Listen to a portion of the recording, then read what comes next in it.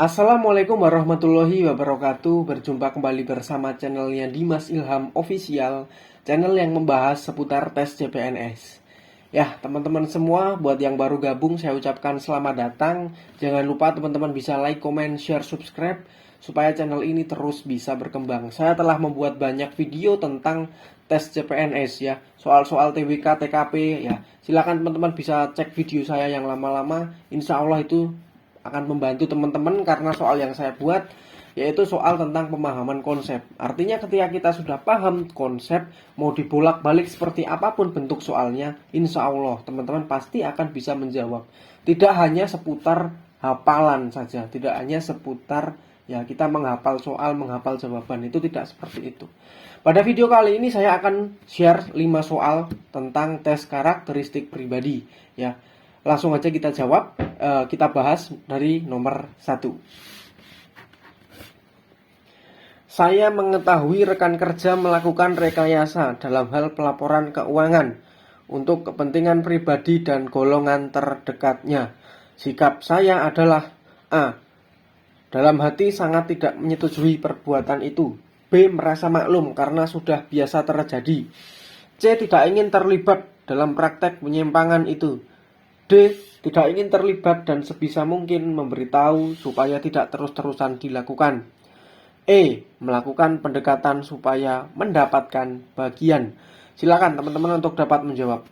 Ini yang paling tinggi skornya, kira-kira jawaban mana?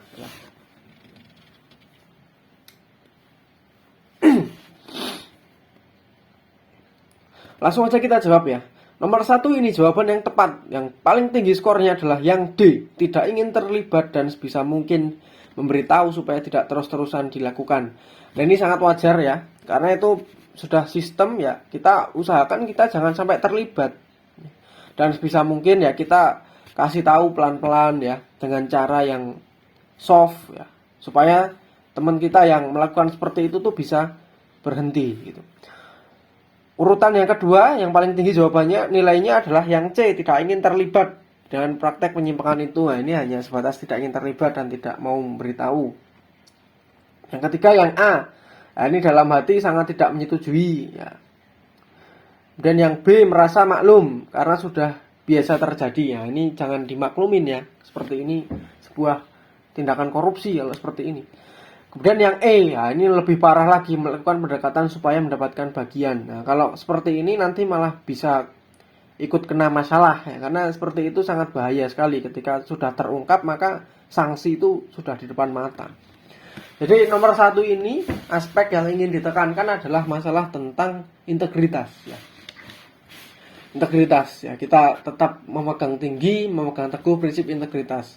Contohnya ya, ketika kita mempunyai rekan kerja yang masih seperti itu, koruptif seperti itu, ya kita harus bisa menahan prinsip integritas itu. Kalau kita nggak punya integritas ya kita akan melakukan pendekatan ya, seperti itu supaya kita mendapatkan bagian. Nah, padahal seperti itu sangat bahaya dan kita ya sebagai seorang PNS ketika melakukan seperti itu dan apabila ketahuan di kemudian hari, maka jaminannya adalah pekerjaan kita. Nah, seperti itu. Lanjut ke soal nomor 2. Saya mengetahui rekan kerja melakukan pungutan liar dalam melayani masyarakat. Rekan kerja saya menolak menyelesaikan permohonan layanan apabila tidak diberikan uang tambahan secara ilegal. Sikap saya adalah A. Membenci perbuatan pungutan liar. B. Tidak ingin terlibat dalam pungutan liar. C. Tutup mata dan memikirkan diri sendiri yang penting aman. D. Melaporkan kepada atasan agar diberikan teguran. E. Memberitahu agar berhenti melakukan pungutan liar. Silakan teman-teman untuk dapat menjawab di kolom komentar ya. Yang paling tinggi skornya adalah opsi yang mana? Jawaban yang tepat adalah yang D, melaporkan kepada atasan ya. Kenapa melaporkan kepada atasan? Karena itu posisi kita sama-sama dengan sebagai pegawai, staff ya.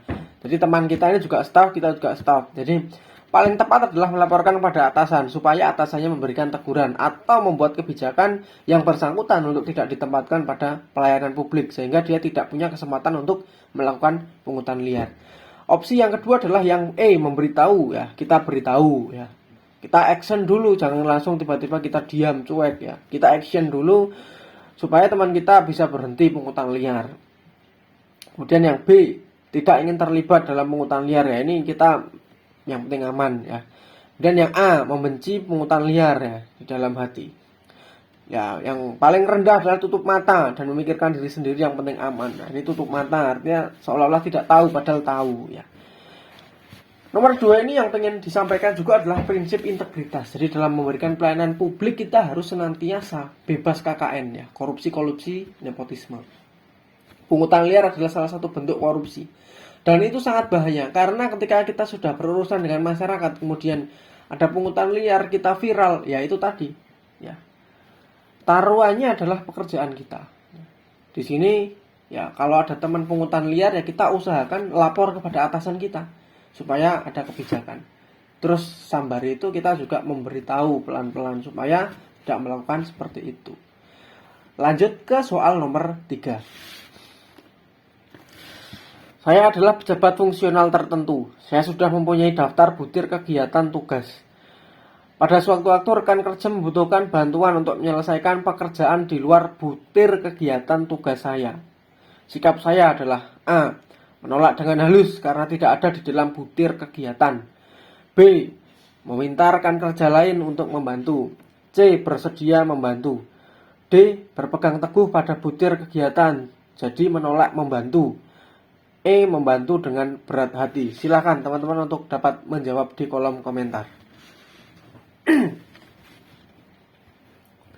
Ya, langsung aja dijawab karena soal ini ya, ini masalah saling membantu ya. Jawaban dengan opsi tertinggi adalah yang C ya, bersedia membantu meskipun butir kegiatannya nggak ada.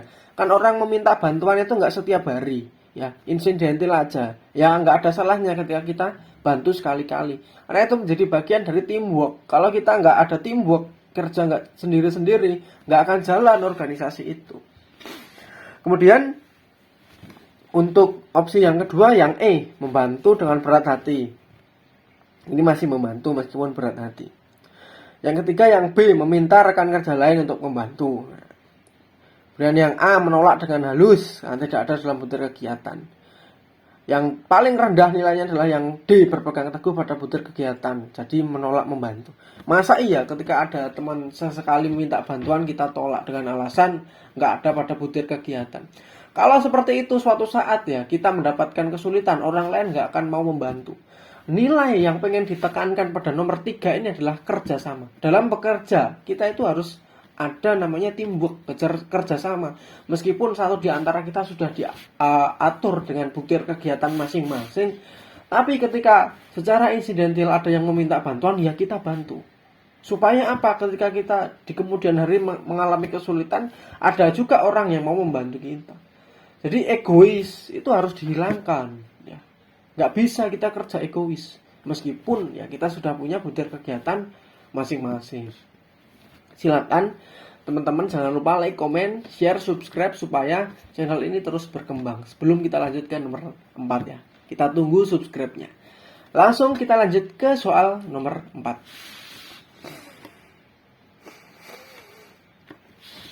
Mekanisme kerja di subbagian tempat kerja Anda masih belum tertata dengan baik. Pada suatu momen rapat bersama akan dibahas tentang penyusunan pembagian tugas supaya mekanisme kerja menjadi efektif dan efisien.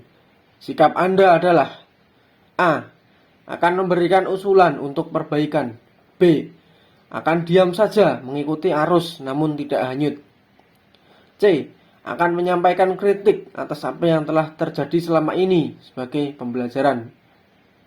D, akan memutuskan merombak pembagian tugas supaya lebih efektif. E, akan melakukan inisiatif sendiri untuk melakukan perbaikan. Silakan untuk dapat menjawab kira-kira yang paling tinggi skornya jawaban yang mana. Langsung aja kita jawab. Yang paling tinggi skornya adalah yang A, akan memberikan usulan untuk perbaikan. Karena posisi kita sebagai staf, pegawai ya, bukan atasan. Jadi kita hanya bisa memberikan usulan untuk perbaikan-perbaikan ke depannya. Yang kedua, yang paling tinggi adalah yang E ya, melakukan inisiatif ya, inisiatif sendiri. Dan yang C, menyampaikan kritik ya. Kritik ini perlu untuk pembelajaran, jadi ada evaluasi sehingga ke depannya akan lebih baik lagi. Dan yang D ya, merombak pembagian tugas ya. Sebenarnya ini di luar kewenangan karena ini kewenangannya atasan ya, makanya nilainya rendah. Yang terakhir yang B akan diam saja ikut arus namun tidak hanyut ya, ini apatis ya. Ini orang egois seperti ini. Jadi pada soal nomor 4 ini ya, yang ingin ditekankan aspeknya adalah kreativitas. Kita dalam kerja itu juga harus kreatif. Artinya dalam memecahkan masalah kita perlu kreativitas untuk menemukan sebuah solusi. Mekanisme kerja yang belum baik bisa diatasi dengan kreativitas. Gimana sih caranya? Ya, kita berpikir kreatif akhirnya menjadi solusi. Kalau kita sudah apatis ya kita akan stagnan pada titik tertentu itu saja. Lanjut ke soal nomor 5. Setiap pegawai diberikan aturan paling terlambat berangkat jam 7.30. Sikap Anda melihat kebijakan itu adalah saya akan berangkat sebelum jam 7.30 supaya tidak terlambat. B. Saya akan berangkat tepat jam 7.30 supaya tidak terlambat. C. Saya merasa keberatan karena terlalu pagi. D. Saya akan berangkat pukul 7 setelah absen kemudian pergi lagi. C. Saya akan menaati aturan jam kerja dengan melihat celah yang menguntungkan. Silahkan teman-teman untuk dapat menjawab di kolom komentar. Jawabannya apa kira-kira? Nomor 5 ini.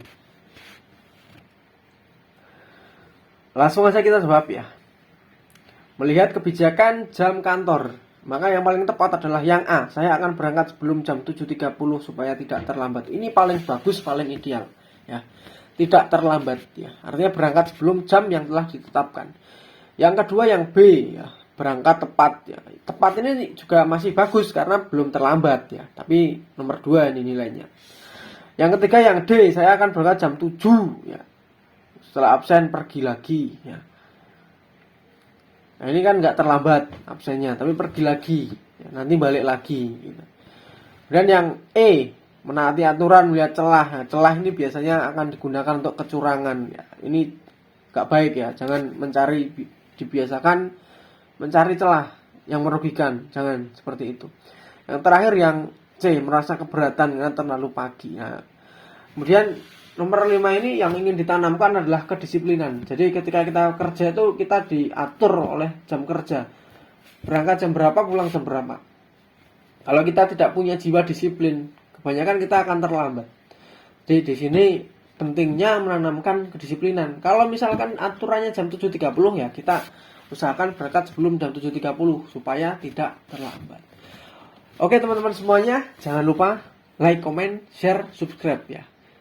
Supaya channel ini terus membantu banyak orang meraih cita-citanya menjadi seorang pegawai negeri sipil. Cukup sekian video pada kesempatan kali ini. Terima kasih. Wassalamualaikum warahmatullahi wabarakatuh.